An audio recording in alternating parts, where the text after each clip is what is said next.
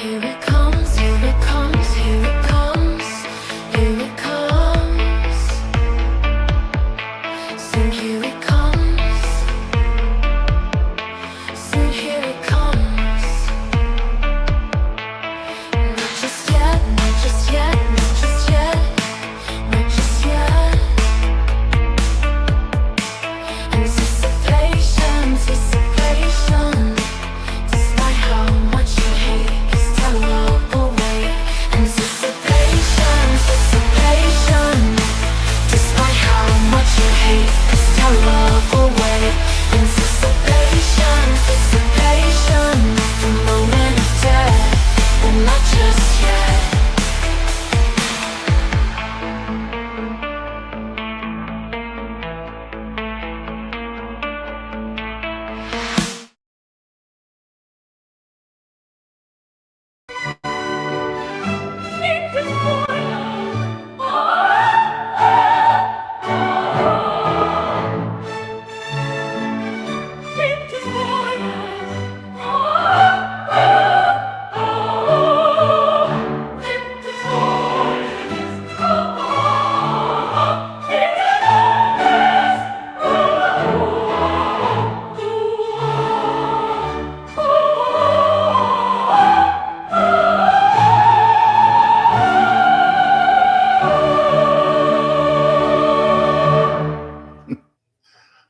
Well, gang, color me excited. Tonight's episode of Retro Trekkers is truly a special one for two reasons. Number one, it's Retro Trekkers, and it's actually a vintage voyage from Starbase 80. This is what SB-80 was before it was rechristened, as you may recall. Reason number two, it's special. It's also a lost voyage, meaning it's not been readily available or seen since it was recorded on September 4th of 2022. Reason being, it just didn't land on web or internet thingy. For whatever reason, we'll have to ask Captain John about that. But it is a lost voyage. We're going to enjoy it all together tonight. And here's what's going on. You know, Captain John was always trying to get Flobo Boyce to get excited about the holodeck. And Worf, come on, Flobo, get behind these things. And he thought, you know what? There is an episode of Deep Space Nine called Take Me Out to the Holosuite, which has baseball in it. Flobo loves baseball. This is what's going to hook him. You know what? I can't wait to see what happens. What will Flobo's reaction be to Take Me Out to the Holosuite from Deep Space Nine? Now, referring to my notes for just a moment, this was in Season 7 of Deep Space Nine, Episode 4, originally broadcast on October 21st, 1998. Take Me Out to the Holosuite was written by Ronald D. Moore, who provided us with so much great Star Trek over the years. Directed by Chip Chalmers. Don't know much about him. I don't think he was real prolific as a director, but I could be wrong. But of course, Ronald D. Moore was all over Star Trek back in the day. And what makes this episode special also is that being in Season 7 of DS9, it's right smack dab in the middle of the Dominion War, for goodness sake. I mean, come on. But it just tells you that no matter what's going on in the Alpha Quadrant and the elsewhere in the galaxy, there's always time for baseball. Anyway, enough yammering on my part. Let's sit back and enjoy Captain John, Commander Flobo Boyce, as John tries to convince Flobo that there is value in the Holosuite and in Worf. Take Me Out to the Holosuite. Enjoy. I'll be back at the end of the episode to wrap it up.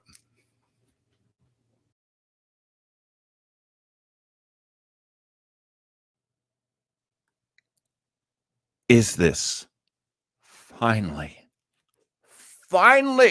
the episode that gets Mr. Flobo Boyce, my co-host, my very good friend, a man loved around the world? Can we get Flobo Boyce to admit that Star Trek made a holosuite holodeck episode that he enjoys? Is this the one? It's called Take Me Out to the Holosuite. It's from Deep Space Nine. We are recapping and reviewing in this extra special season 2 finale of Starbase 80. Let's start having the fun.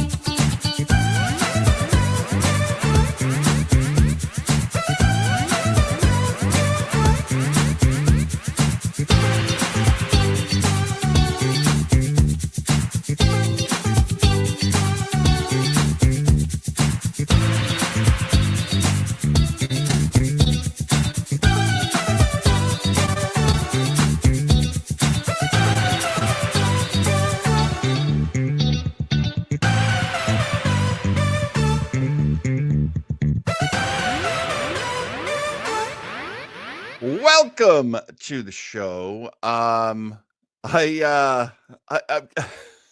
to describe where I am right now with this show, the phrase "on fumes, coasting towards the finish line" would be apropos.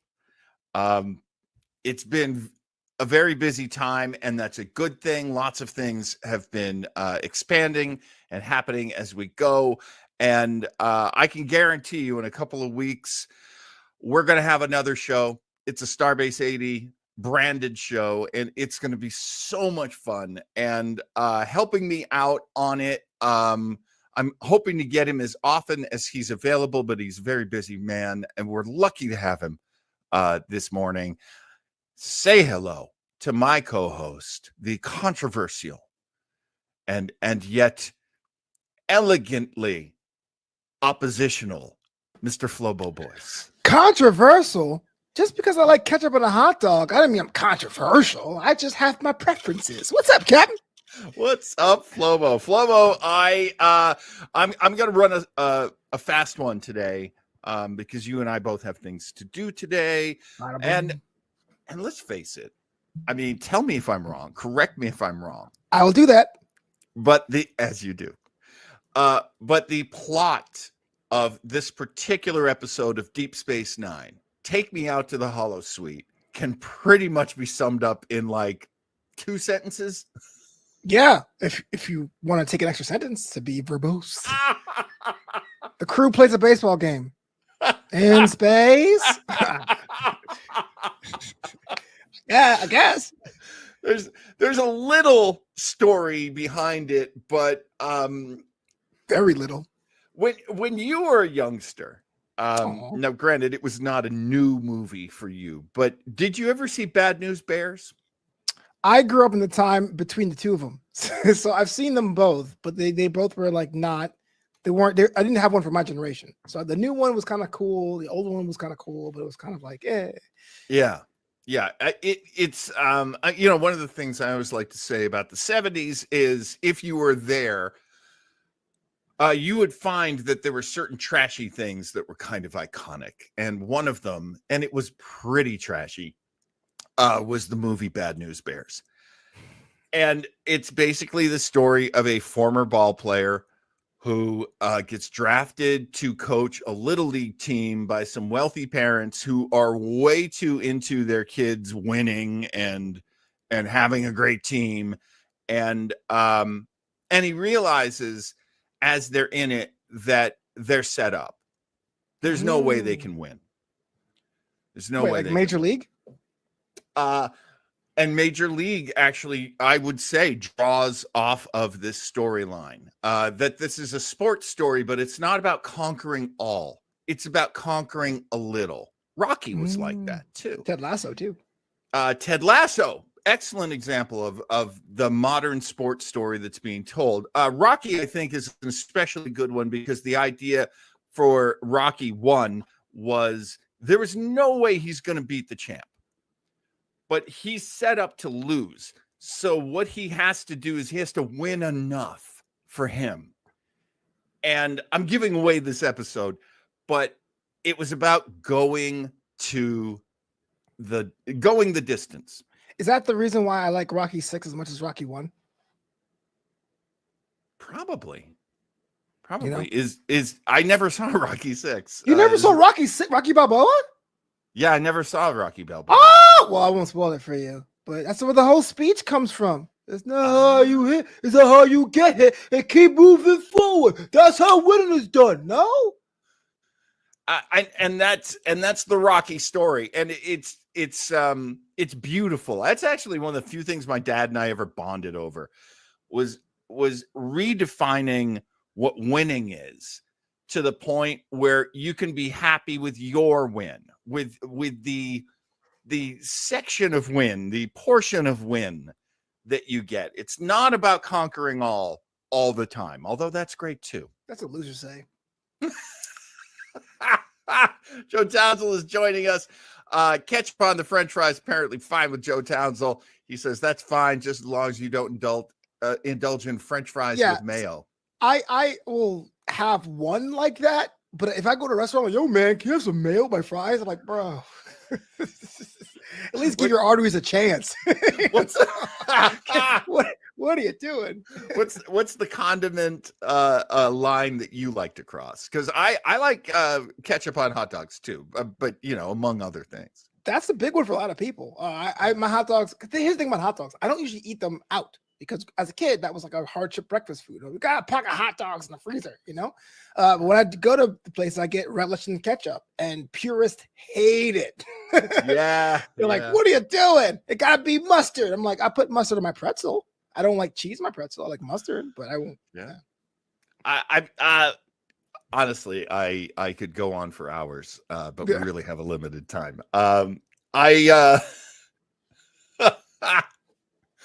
Okay, let me see if I got this loaded up. Add that to the stream. Where are you? I think you're here. Do you realize that in this episode, Take Me Out to the Holosuite, this is the first time we ever hear the anthem of the United Federation of Planets. Interesting. And it's kind of majestic. I won't lie. I kind of like it. Seems like it was made in San Francisco. Am I right? Very American. What is wrong with you? It's fun. I like it. I'm a little bitter. I'll give you a quick story. This is kind of like real world context. It's not part of the episode.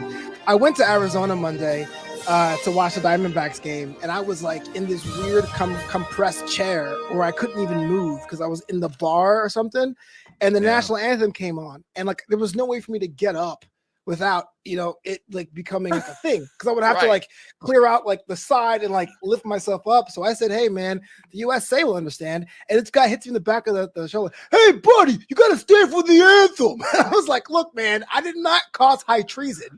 I'm just saying that if I block your look, man. So I'm a little bitter. I usually would stand. I just felt like I couldn't that time, and I got like dragged for it. So what the okay.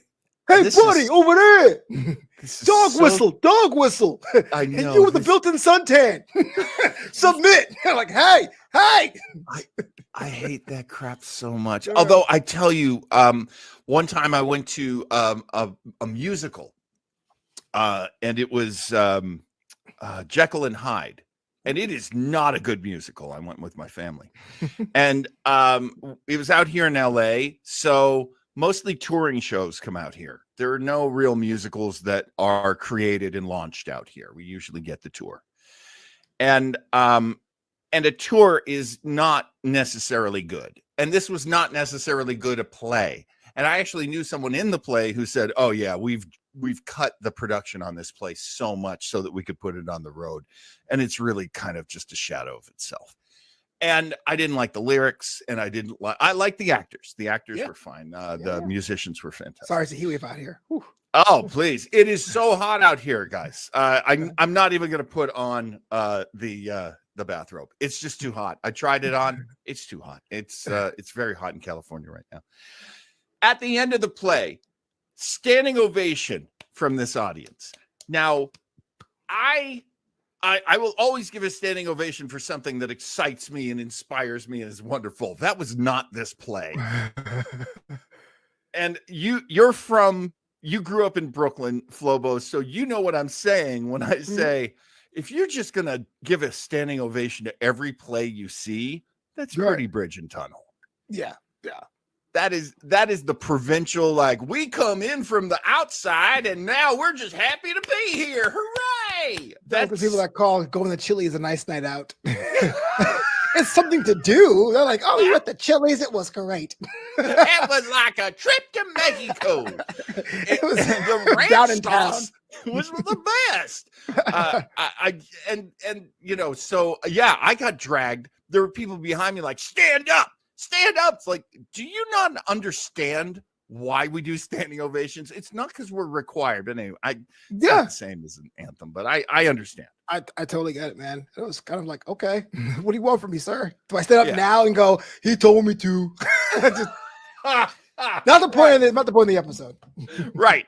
So let's get to the point of the episode. That's very interesting that Joe brings up. I like the United Federations of Planet Anthem too, but it's very human centric. It does sound like someone in San Francisco or like Geneva was like, here you go. I mean, really, it does kind of sound like the first thing you wrote on the new synthesizer. Oh, yeah. But I still like it. It's very classy. What's interesting about this episode is that there's a baseball game. It does take place on the Holosuite, thus the title, Take Me Out to the Holosuite. But there is a story behind it.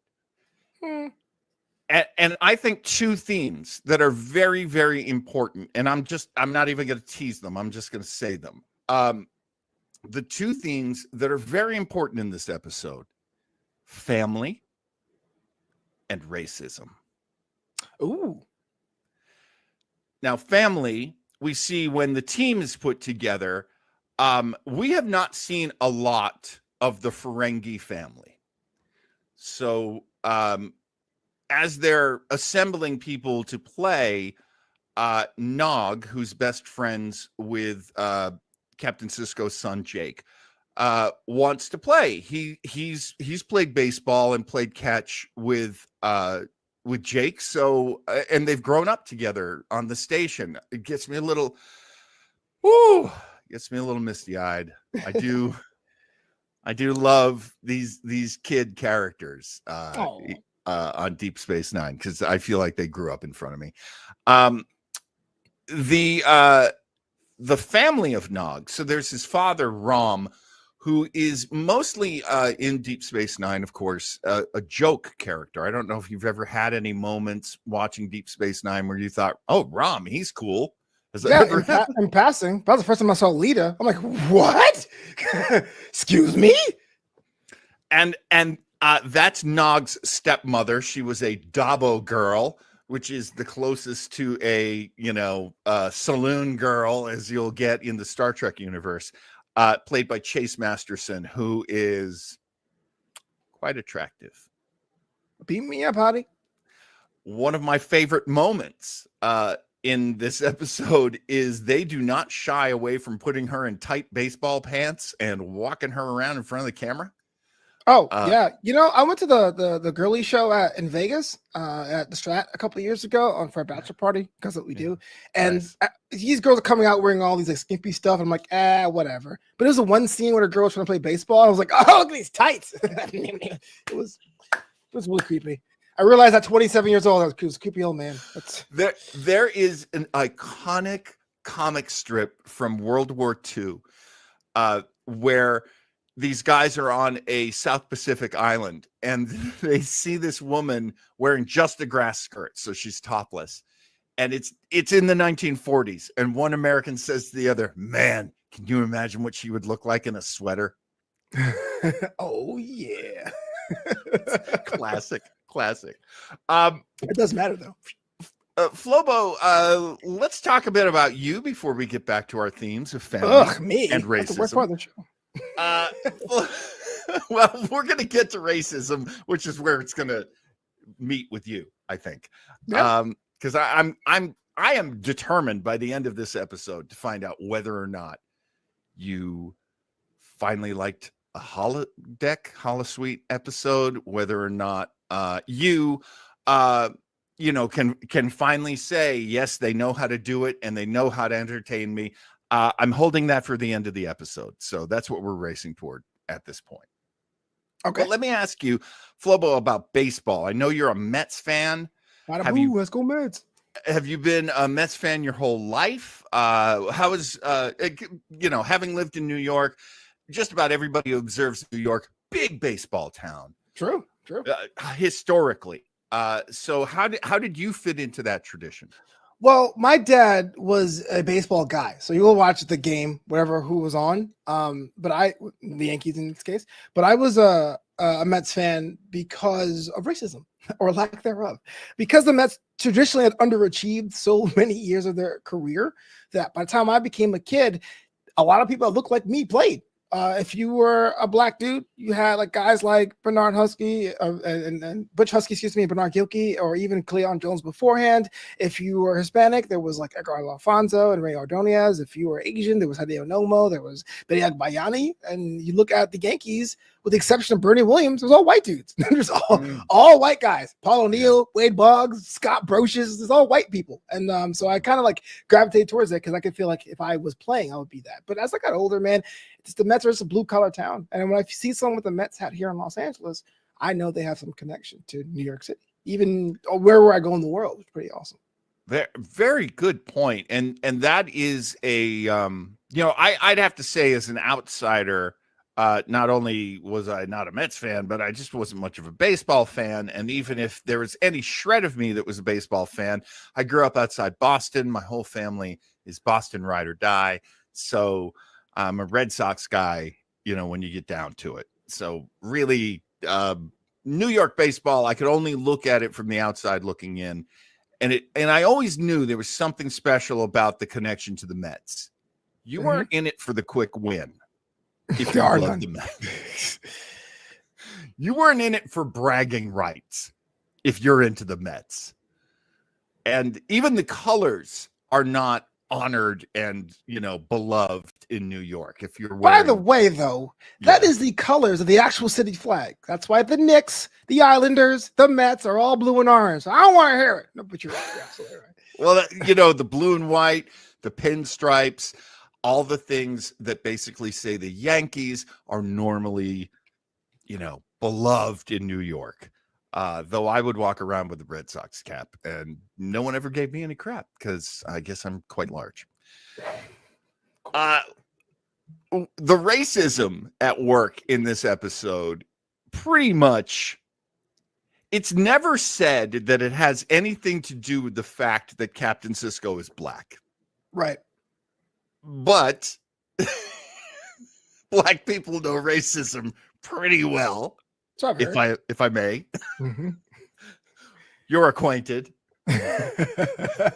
Yeah, it's up there. Vulcans being jerks. I get it. I mean, if you watch Star Trek from the grand scheme of things, they're fair because they have been victims as well. But this one here is laid on a kind of thick. And one of the biggest problems I have with this episode, if I can get there real quick, is that I wish this was a faction of aliens led by the Vulcans. I wish this was a group who felt humans were inferior or people were inferior. But having so many opponents just be like clones of themselves is kind of a missed opportunity. That's a very good point. I feel like one of the few bits of credit that we can give to Enterprise is that they really show how polarized the Vulcans are versus everyone else. Which is interesting because it also reflects their cousins, the Romulans. The Romulans have been very xenophobic, keep any non-Romulans away from us. We don't even like all Romulans. We don't like our Remans. Right. And so by extension, the Vulcans do have their own, everyone's inferior to us. They do have their own racism. And it is thick. It is unrelenting. Green-blooded hobgoblins. And maybe it's time. Maybe it's time that we start talking about all of this. But that's not what this episode is about. This episode is about these two men who fought over the racist attitudes of the Vulcan. So it's Cisco back at the academy, and it's this guy Solak back at the academy. And they've we meet them as they are one-upping each other. Oh, well, I guess you finally got the Christopher Pike Award. Yes, I did. I got it last week. I hear you got one a few months ago. Actually, my second one.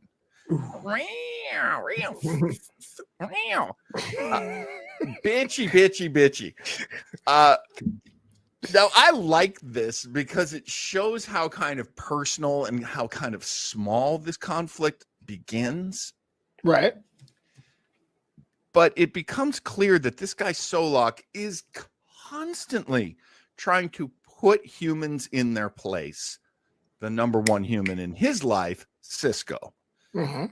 And this baseball game is being played to basically, get bragging rights to prove who is, more adept at racism. Like, I don't know.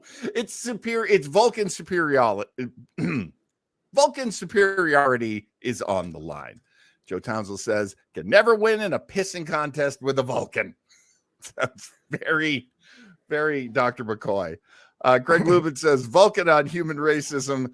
Dr. McCoy, payback. Yeah. I wonder because, we always talk about how in the original series, there's so much of Dr. McCoy's racism towards Vulcan and Vulcans. And now we've got Vulcans like, I just really need to get my point across. You guys are inferior. Right. Over and over again. We only have just a few minutes, so let's just glide through your impressions. Did you like the baseball? It was fine. It was your sports movie of the week. You know what I mean? It's as a purist to go, you know what? No, I'm going to say no. Forget it. I was going to be nice and say no. But then here's the thing about baseball. If you get it and it works for you, it's amazing. Yeah. But for a game that's built on anticipation, like soccer, if you don't get it, it can come off as incredibly boring. So now this opportunity to make everyone care and count about this game. And because it's about this pissing contest, I wasn't on board. It was like, who cares? You won a game of the holodeck. Oh, snap. It's like there was no stakes. So no, I'm going to say no. Did you, let me ask you about Jake Cisco. Jake Cisco, played by Cyril Lofton.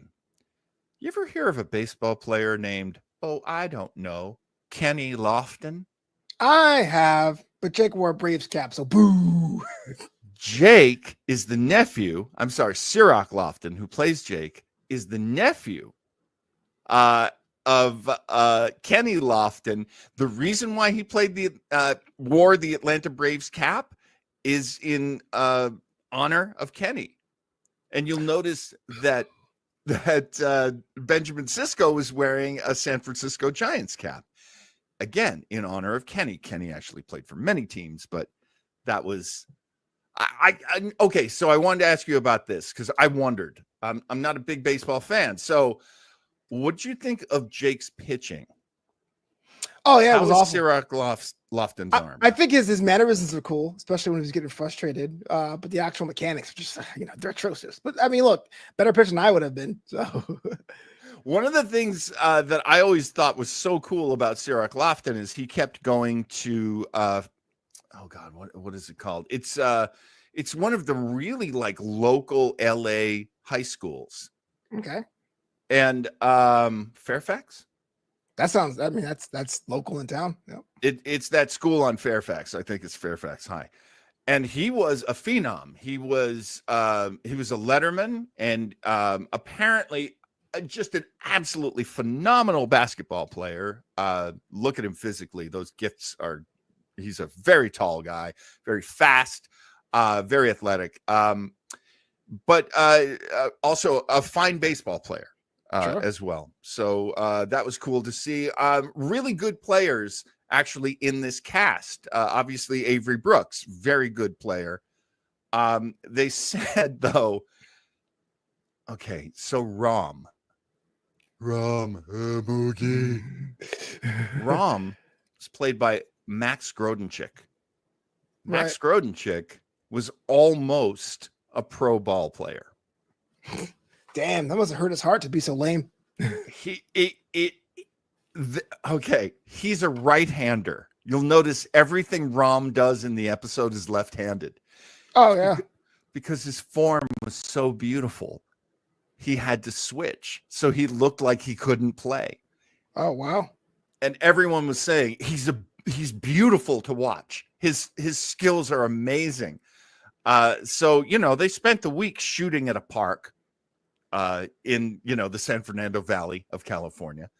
And that was great, everybody getting out in the sunshine, having a good time. But Max Grodenchik had to totally hide his light under a bushel basket. I wish I could be that skilled at something where I have to pretend to suck at it. Joe Townsell asks, I'm interested in Flobo's thoughts of Odo as umpire. What'd you think? I mean, I guess someone has to be. I mean, I'm looking in the writer's room, like, who is that hard nosed to have something with conviction?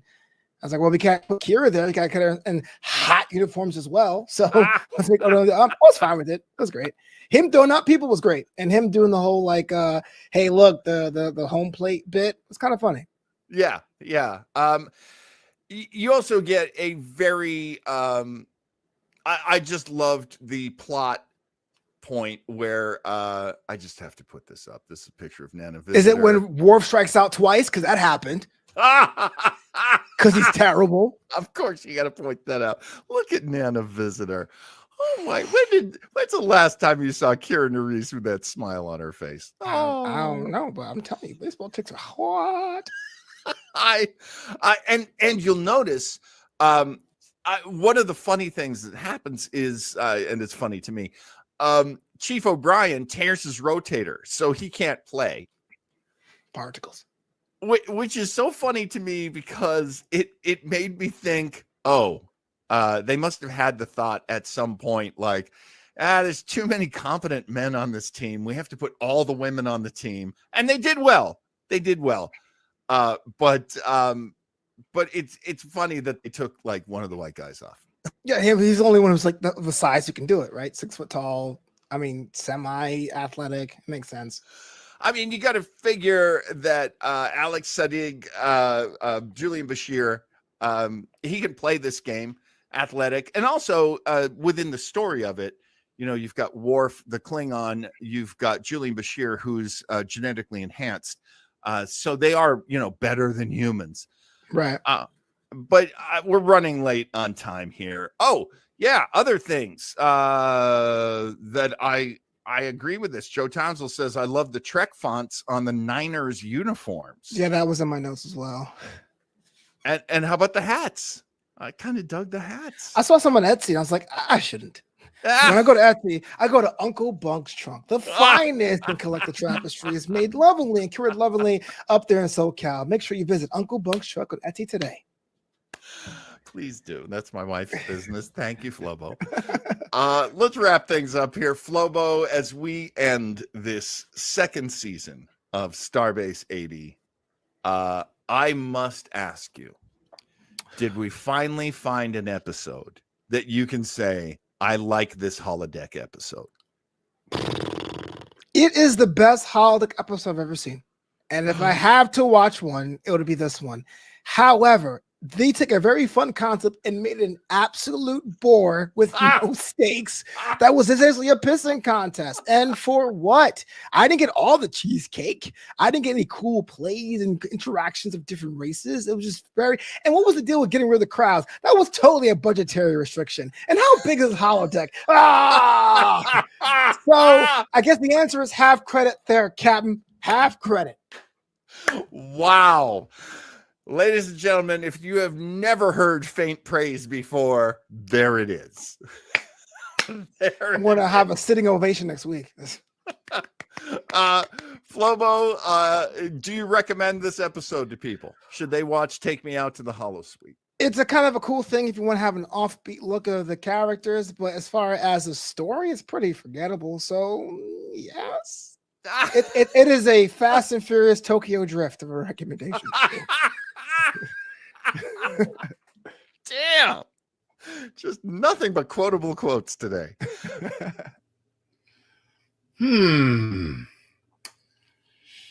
Missed it by that much. You know, I think John managed to convince Flobo, as much as anyone ever could, that there is some value to the holodeck. There is some appreciation for Lieutenant Worf. You know, as you saw, he said, if I ever appreciate either, this is as close as I'll get to it. And the fact that it's about baseball didn't hurt, I'm sure. Listen, this is actually a little bit of a bittersweet episode of the old Starbase 80 because it was the last time that Captain John and Commander Flobo did a regular series together. Now, of course, Flobo will come back many times and will come back more to visit us here at Retro Trekkers, the show that evolved from Starbase 80. And that's great because we want to give him every opportunity to watch more Worf and more holodeck. He'll love it. And, you know, it was a great episode in and of itself. Take Me Out to the Holosuite, as you saw, was a lot of fun.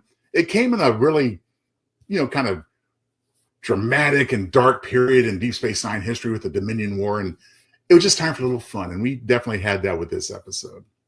So I'm glad you enjoyed it. I know I did. And listen, there's more great stuff to come. Here's Captain John to tell you all about it. What's coming up in the coming week for Weber Internet Thingy. Great stuff on the horizon in the next few days. So listen, everybody. Thank you so much for joining us for Retro Trekkers, Vintage Voyages, Lost Voyages. Until next time, live long and prosper. What's with the moving hand? That's for Flobo. He'll know what it means. Okay, gang. Catch you next time. Good night. Oh my gosh, so much fun. Sadly, that would be the last episode of Starbase 80. I definitely felt that we were up for a brand change as Starbase 80 became more important to the overall storyline of the show Lower Decks. I realized I didn't want to get a letter from Paramount, so I voluntarily changed our name. And of course, you know, as Flobo went back out into the world, because this was, this was really a COVID thing when I got started doing all of this. Of course, I live like I'm constantly in quarantine, so it works for me. But Flobo gets out there in the world where he is quite beloved, and he goes out and does stuff. So, we didn't break up. We still care very much for each other and about you too. So you didn't lose two hosts. You gained a third host with Joe Townsell. Scott Free has said, I have some physics questions about the holodeck. Not as many questions as about the Kira Odo romance subplot, but a few. DJB is here. Diana was able to spend some time with us, which is awesome. We just had fun. We got to enjoy a lot of good Flobo Boyce this episode. And I'll tell you, I miss you like crazy, Flobo. Joe is fantastic, but he ain't no Flobo. Neither am I. Gosh, I just realized I'm wearing a I'm wearing a tank top again. I'm sorry. Sorry about this. If it helps, imagine I'm wearing a jersey dress and these are just the straps. I don't know if that could help anything.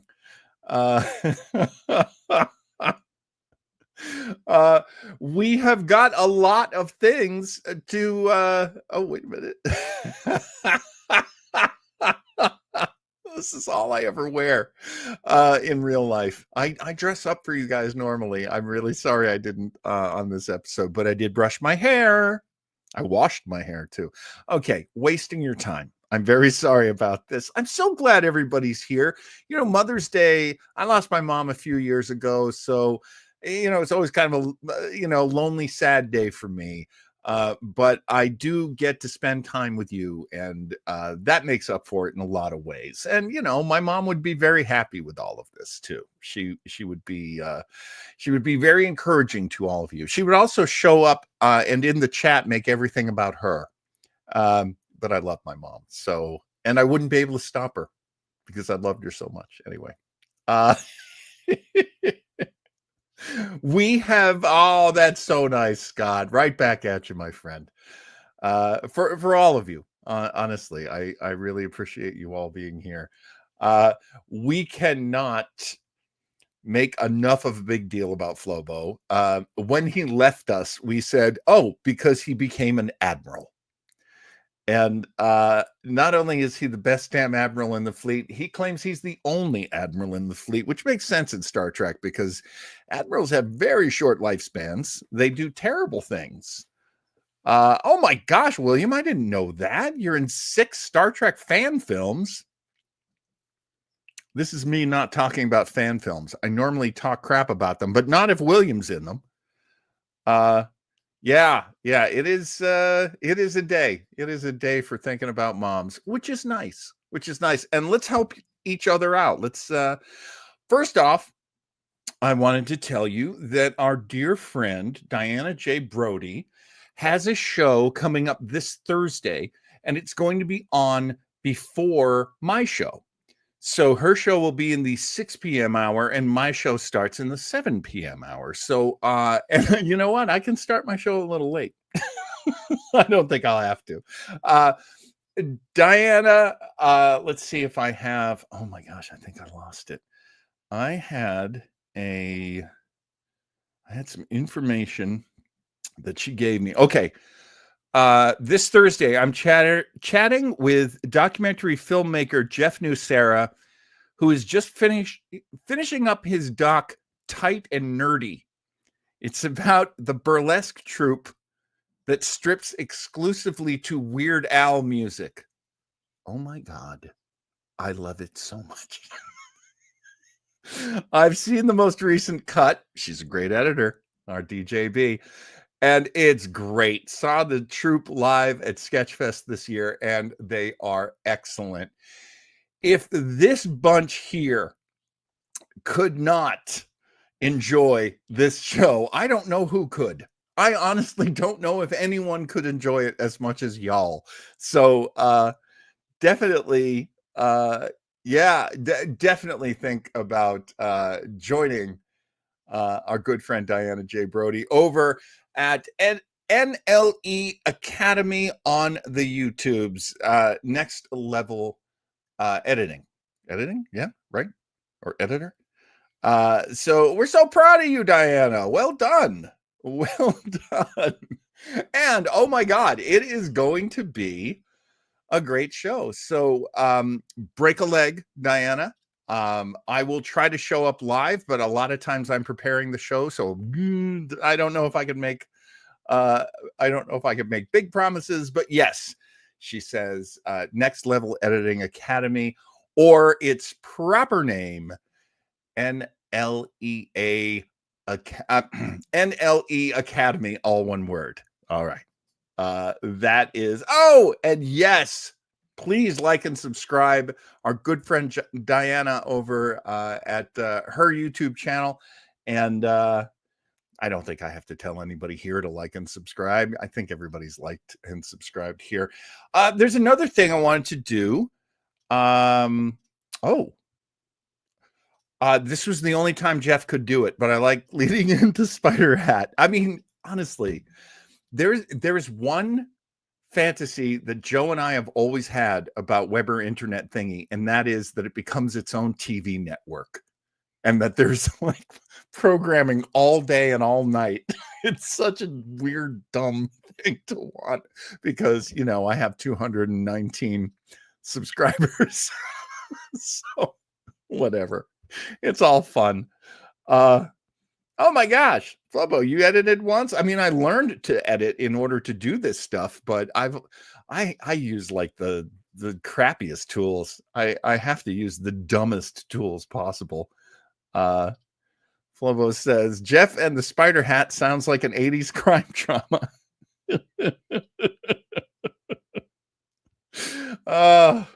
Well, Scott, I always welcome your ideas, my friend. And oh yeah, got an MFA, gathering dust from Chapman U. Oh, that's true. Yeah, Flobo's a film student, so of course he's done some editing. Absolutely, he has. Okay, here's something I wanted to do for our buddy Chris. I wanted to show you how to find Chris's books, because it's I was doing it earlier. Here's what you want to do. You want to go to lulu.com, and then you want to select bookstore, and then you want to put in Chris's pen name. So that will be Christopher Bach. It's a fine pen name, sir. And once you do that, you will get Chris's books, and you can buy them as ebooks, you can buy them as hardcovers, you can buy them as paperbacks. The ones down at the bottom here are not Chris. That's good old search engines. Hidden Heroes, Opportunity Knocks, Rogues Gallery, and I don't see Killer Weed here. Chris, maybe there's a story to that. I don't know.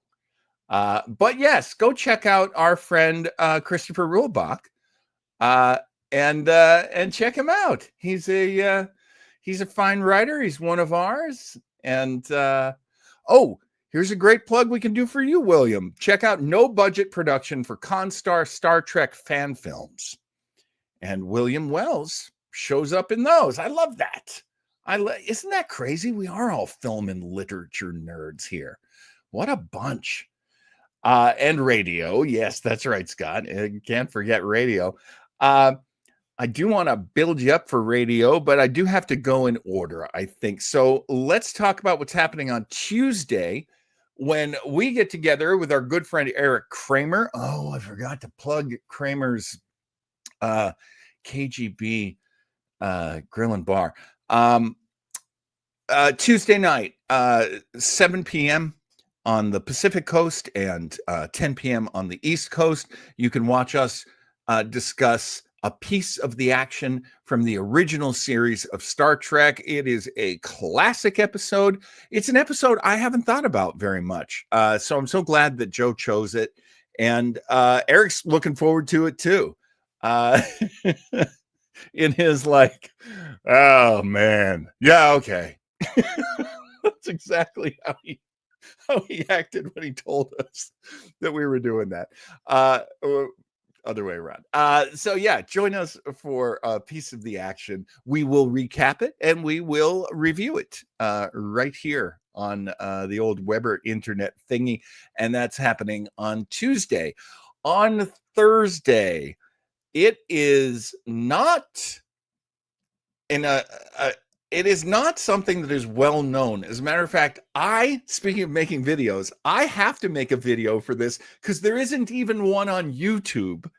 But we are going to listen to an episode of Jack Webb's comedy show. Jack Webb did a very silly, very absurd comedy show before he started playing all those detectives, which of course ended up leading him to creating his own detective series, Dragnet, one of the most iconic police series crime dramas in the history of entertainment. And so let's see where he started. Let's see where he was back when he was footloose and fancy free. And that will be nuts. That will be a lot of fun. So coming up this Thursday night, after you watch Diana's show, please come on over to the Weber internet thingy and get a load of Jack Webb's comedy show. The Jack Webb Show is what it was called. I cannot wait to play that for you. And it is so wild that he was funny. He was a funny guy. I don't know if this is going to be the funniest comedy show you've ever heard, but He was funny, and we absolutely loved that. What else can I tell you? Oh, coming up in this time slot next Sunday, the wonderful world of Weber is proud to bring you our second episode of Haunted Radio Redux. That's right, Antenna, played by my beautiful wife Leslie, is back, and she is going to present you with an episode that Joe and I did way back, I think in 2023. Way back then, if you remember those days, it was wild. But we're going to be listening to a sci-fi radio episode of 2000 plus, and the episode is called When the Worlds Met. And I don't know if it is I don't know if it is I don't remember this episode. I mean, Joe doesn't drink on the air. I don't either. But I mean, Joe really doesn't. And neither one of us remember this episode. So it's going to be very interesting to go back and hear it. Looking forward to it, frankly. I think that's it. So I appreciate everybody being here. And Raphael, you are so right. Thanks to the chat. Thanks to everybody who made it and who showed up. It is a lovely thing to get together. As a kid who was raised going to church, it is so nice to not be in church, on a Sunday. I'm not a big fan. But I do love the congregation. I do love getting together with my friends and praising the people who do good work and enjoying art together. And what a great way to do that. Thank you so much. I did not have an outro song for this one, so I hope you will be okay with the outro that I have chosen. And with that, I say thank you. And please come back. And we'll see you later. I hope you had a great time. All right. Play the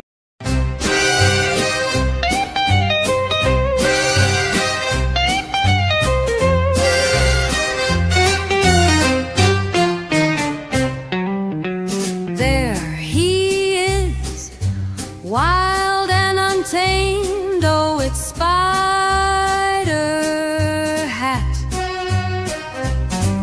Beware his kiss, his pleasures unnamed. Yes, it's Spider Hat. Sitting so pretty, way up on John's head. One move of his big spider arms, and brother, you're dead. Oh, Spider Hat, yes, it's Spider Hat. You can't escape his wrath. You're on his evil path. He's on you, his